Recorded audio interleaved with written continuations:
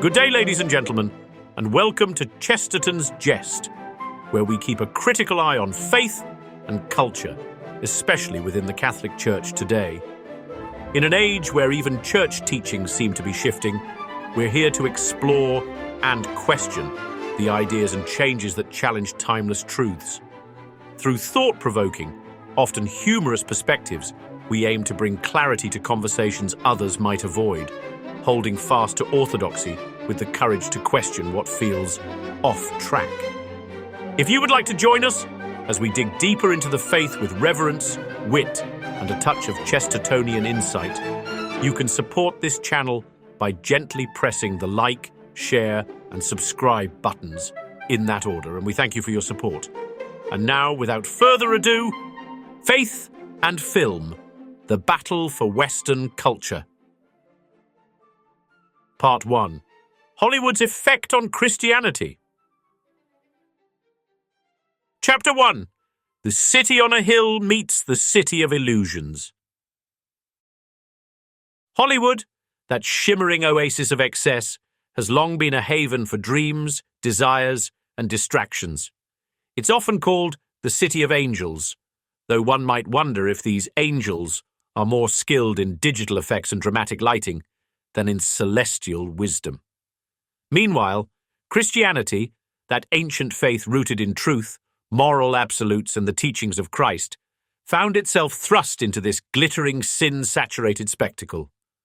The relationship between the two might seem like the union of oil and water, but as it turns out, the greatest show on earth was initially just as concerned with morality as the greatest truth. Hollywood needed to find its audience, and that audience was overwhelmingly Christian. A paradox was born, a city built on fantasy and illusion, and a faith built on eternal truths, both vying for the same viewers. But it was a marriage, however strained for many years. Christian values weren't just a subtext, they were a central theme in early film.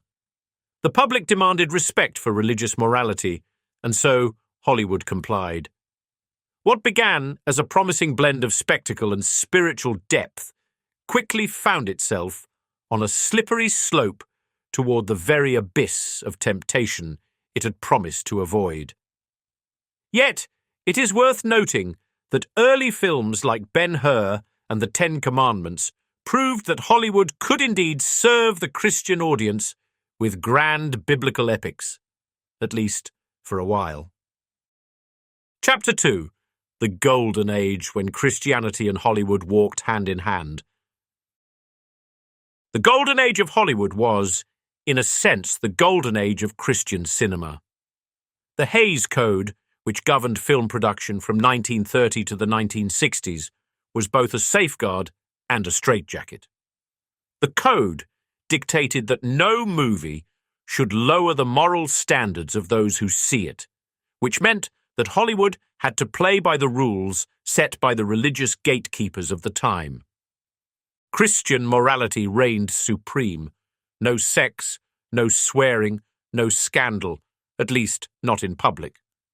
The codes were enforced with the stern hand of Catholic priests, Protestant ministers, and conservative censors who acted as moral wardens.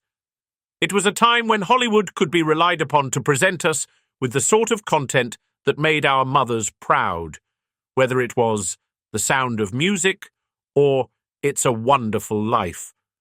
At least in theory, if not always in practice. Of course, like any union between good intentions and bad habits, Hollywood's relationship with Christianity was complicated.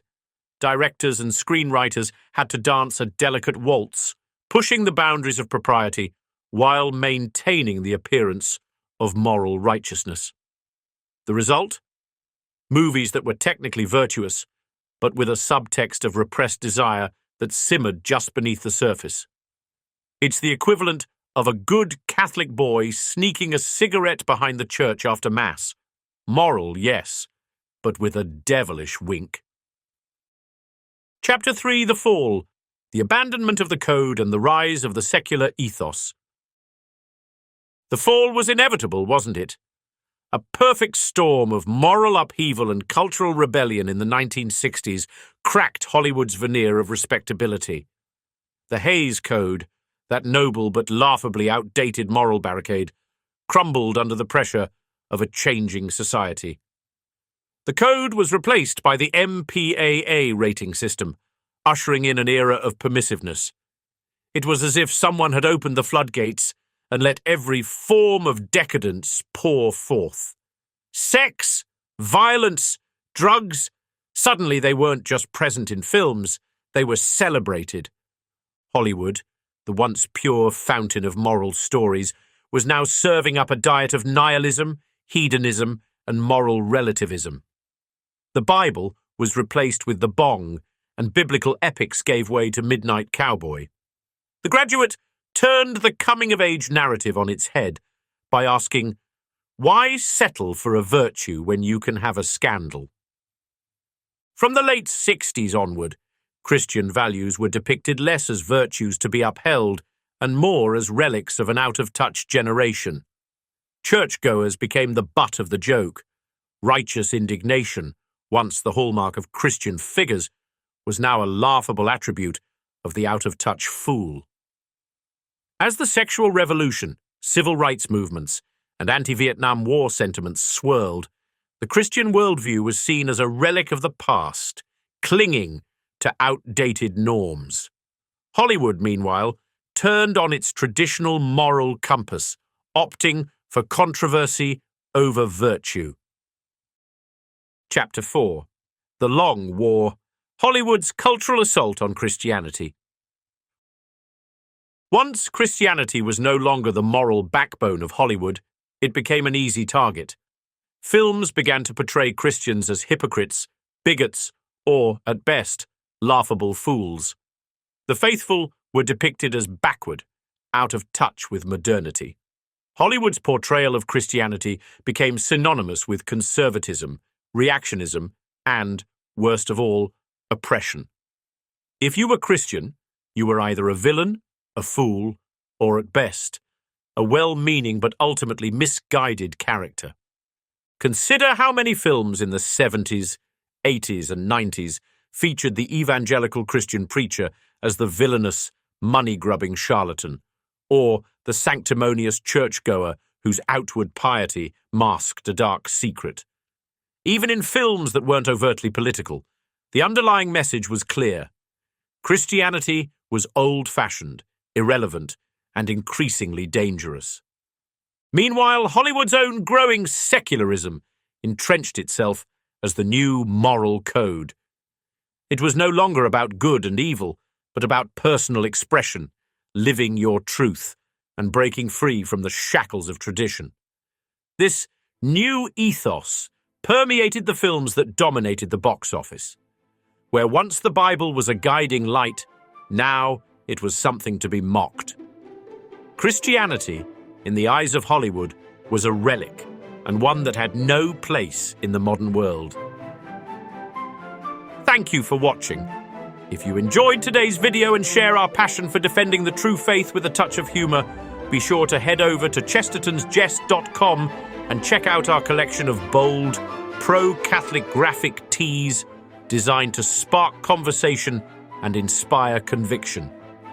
Whether you're looking to wear your faith proudly or share a laugh, we've got something for everyone. Visit us today and join the movement, because in times like these, it's more important than ever to stand firm in our beliefs with style and wit. As Chesterton once said, a madman is not someone who has lost his reason. A madman is someone who has lost everything except his reason. So, let's keep our reason and our faith intact together. Thanks for listening. God bless you, and may the good Lord be praised.